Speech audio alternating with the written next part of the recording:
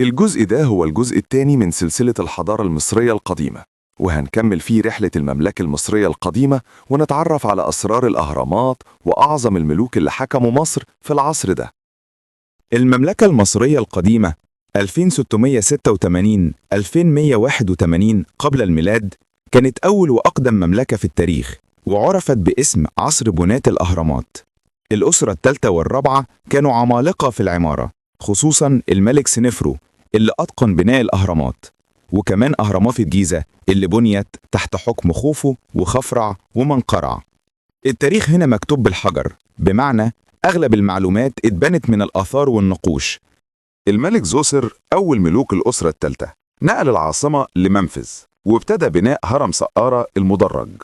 المهندس العظيم إمحوتب صمم الهرم بالحجر بدل الطوب الطيني، وعمل سلسلة مصاطب متكدسة على بعضها لتكوين شكل هرم، وارتفاعه وصل 62 متر، وكان أطول مبنى في وقته. الهياكل حواليه شملت معبد وأفنية وأماكن للكهنة. بعد زوسر جه الملك سنفرو من الأسرة الرابعة، وبنى أول هرم حقيقي في مصر، الهرم الأحمر في دهشور. قبل كده جرب هرم ميدوم اللي انهار بسبب أساسه الرملية. سنفرو كمان بنى الهرم المنحني وحقق استقرار للمملكة المركزية في منفس، وده مهد الطريق لأهرامات الجيزة. الملك خوفو بنى الهرم الأكبر في الجيزة، قاعدته 230 في 230 متر وارتفاعه 138 متر بعد ما كان 147 متر. الهرم كان مغطى بحجر جيري أبيض لامع، وجواه الداخلي من الجرانيت، وجواه 3 غرف رئيسية: غرفة الملك، غرفة الملكة، والغرفة الجوفية. المجمع المحيط شمل معابد، أهرامات صغيرة للملكات، وربما أبو الهول. بعد خوفو جه خفرع، وربط الملكية بإله الشمس رع لأول مرة من خلال لقب ابن رع. بعده منقرع بنى مجمعه في الجيزة، وكان أصغر شوية من مجمعات أسلافه، وده بيعكس تناقص الموارد. الأهرامات اتبنت بأيدي مصريين مهرة مش عبيد، والعمال كانوا بياخدوا أجورهم. مع نهاية الأسرة السادسة ضعفت الحكومة المركزية، وقوة الكهنة والجفاف ومجاعات خلى مصر تدخل الفترة الانتقالية الأولى، لما المسؤولين المحليين حكموا مناطقهم بشكل مباشر.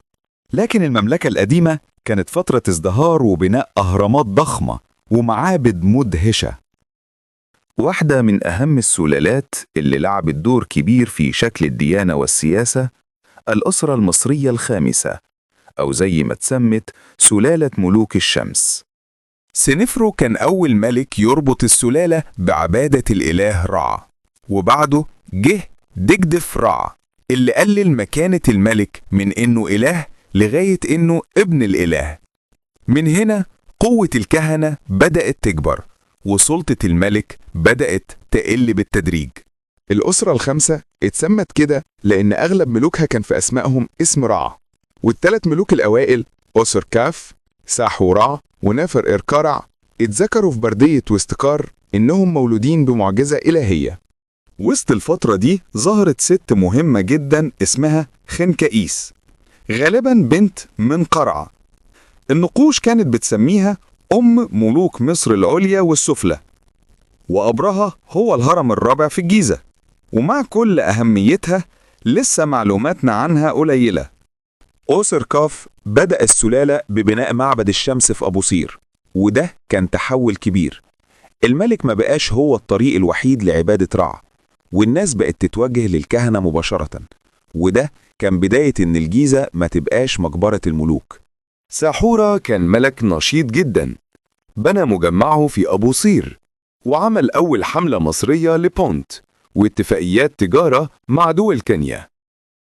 بونت نفسها بقت مصدر ثروات مهمة جدا، وتعتبرت أرض أسطورية. بعده جه نفر إركارع كاكاي، ملك محترم بس المعلومات قليلة عنه. اللي نعرفه إن قوة الكهنة كبرت أكتر فترة حكمه. بعده جه نفر فرع اللي مات وهو شاب، وبعده شبس سكارع اللي برضه ما عندناش عنه تفاصيل كتير. بعده جه منكورع حور كايو، وآخر ملك يبني معبد للشمس، لكن غير كده تفاصيل حكمه قليلة.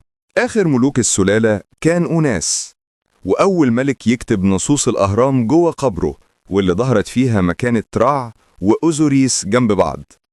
مع بداية الأسرة السادسة بدأ نفوذ الملك يقل.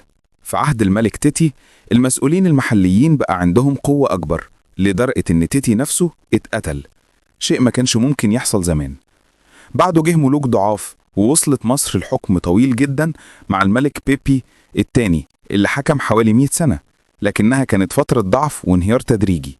مع جفاف شديد ومجاعة ما كانش في حكومة مركزية قوية تنقذ البلاد. الحكام المحليين اهتموا بمناطقهم بس، والدولة القديمة انتهت مع آخر ملوك الأسرة السادسة اللي البعض بيفترض إنها كانت الملكة نيت إقرت. آخر ملوك الأسرة السادسة كان ميرن راع الثاني، والباحثين شايفين إنه ممكن يكون هو نفسه الملكة نيت إقرت اللي هيرودوت حكى عنها، الست اللي غرقت قتلت أخوها في حفلة انتقامية. الفن في الدولة القديمة كان مرحلة تقديس وازدهار. ظهرت قواعد ثابتة للفن المصري: النسب، الوضعيات، النقوش، والتماثيل اللي عرفنا بيها الحضارة اليوم. بدأت الدولة القديمة بأول مبنى حجري ضخم، مجمع زوسر في سقارة، وبعده أهرامات الجيزة اللي تعتبر قمة العمارة المصرية. استخدم المصريون الحجر في كل حاجة: الأعمدة، الجدران، النقوش. المقابر والمعابد كانت مليانة مناظر للحياة اليومية: الزراعة، الصيد، الورش، وتقديم القرابين. النقوش مش بس فن، كانت وسيلة لخلود صاحب القبر. التماثيل كانت أرقى أنواع الفن.